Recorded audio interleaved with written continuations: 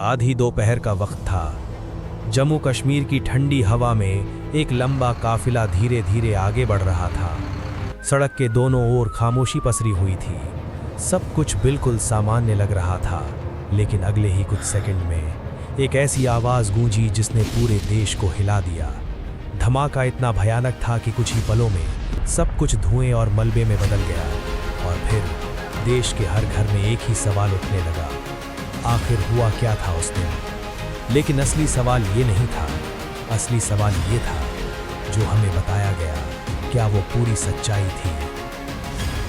14 फरवरी 2019 ये दिन आमतौर पर दुनिया के लिए वैलेंटाइन डे होता है, लेकिन भारत के लिए ये दिन बन गया एक राष्ट्रीय शोक का दिन। सीआरपीएफ के जवानों का एक बड़ा काफिला श्रीनगर की ओर जा रहा था। इस काफिले में लगभग 2500 से ज़्यादा जवान शामिल थे। ये जवान अलग अलग छुट्टियों से लौटकर अपनी ड्यूटी ज्वाइन करने जा रहे थे। लेकिन जैसे ही ये काफिला पुलवामा ज़िले के लेथपुरा इलाके के पास पहुंचा, तभी अचानक एक तेज़ रफ्तार एसयूवी गाड़ी काफिले की बस से टकरा गई, और अगले ही पल एक भयंकर विस्फोट हुआ।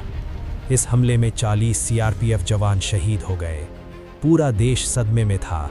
टीवी चैनलों पर सिर्फ एक ही खबर चल रही थी। सोशल मीडिया पर गुस्सा, दर्द और सवालों की बाढ़ आ गई थी।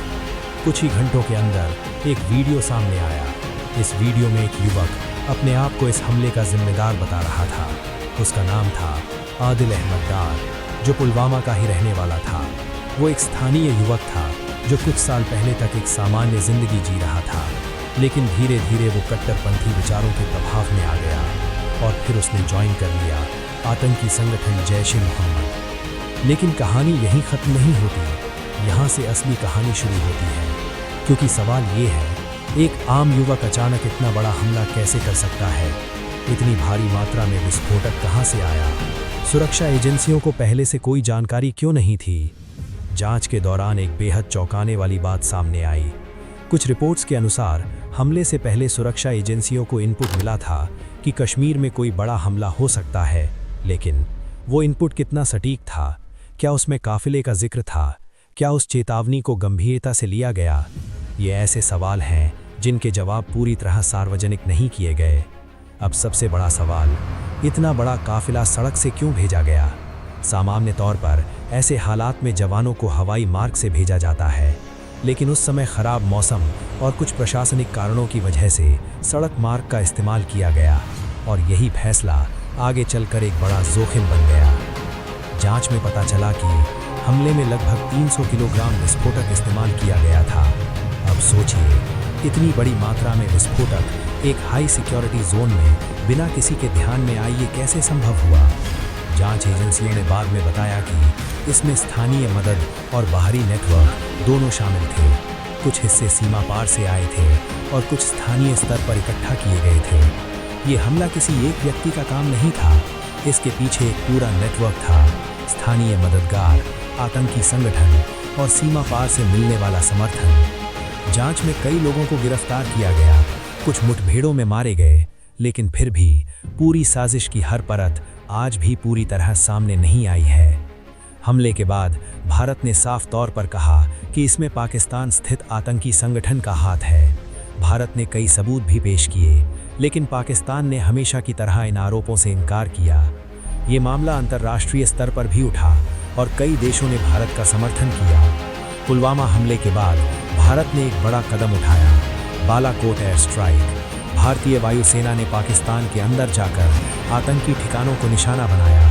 ये कार्रवाई सिर्फ एक जवाब नहीं थी, बल्कि एक संदेश था, भारत अब चुप नहीं बैठेगा। समय बीत गया, जांच पूरी हुई, कई रिपोर्ट सामने आई, लेकिन आज भी कुछ सवाल ऐसे हैं जो लोगों के मन में जिंदा हैं। क्या इस हमले को पूरी तरह रोका जा सकता था? क्या सुरक्षा में कहीं चूक हुई थी? क्या भविष्य में ऐसी घटनाओं को रोका जा सकता है? सच्चाई ये है कि पुलवामा हमला सिर्फ एक आतंकी हमला नहीं था, ये एक जटिल साजिश का हिस्सा था, जिसमें शामिल थे कट्टरपंथी, स्थानीय भर्ती, सीमा पार से समर्थन और सुरक्षा की चुनौतियां। इस घटना ने भारत को कई महत्वपूर्ण सबक दिए। इंटेलिजेंस को और मजबूत करना जरूरी है, स्थानीय स्तर पर कट्टरपंथी को रोकना जरूरी है, सुरक्षा प्रोटोकॉल में लगातार सुधार जरूरी है। सबसे महत्वपूर्ण बात, इस हमले में हमने अपने 40 बहादुर जवानों को खो दिया। उनका बलिदान सिर्फ एक घटना नहीं बल्कि एक याद है जो हमें हमेशा याद दिलाती है देश की सुरक्षा कितनी ज़रूरी है और इसके लिए कितनी कीमत चुकानी पड़ती है। पुलवामा की घटना सिर्फ एक खबर नहीं थी, ये एक कहानी है बहादुरी की, बलिदान की और उन सवालों की जो आज भी पूरी तरह ख़त्म नहीं हुए हैं। और शायद कुछ सच्चाइयाँ ऐसी होती हैं जो पूरी तरह कभी सामने नहीं आती, लेकिन इतना ज़रूर है हमारी जिम्मेदारी है कि हम सच्चाई को समझें और उन लोगों को याद रखें जिन्होंने देश के लिए अपनी जान दी। ये कहानी ख़त्म नहीं हुई क्योंकि सवाल आज भी जिंदा है।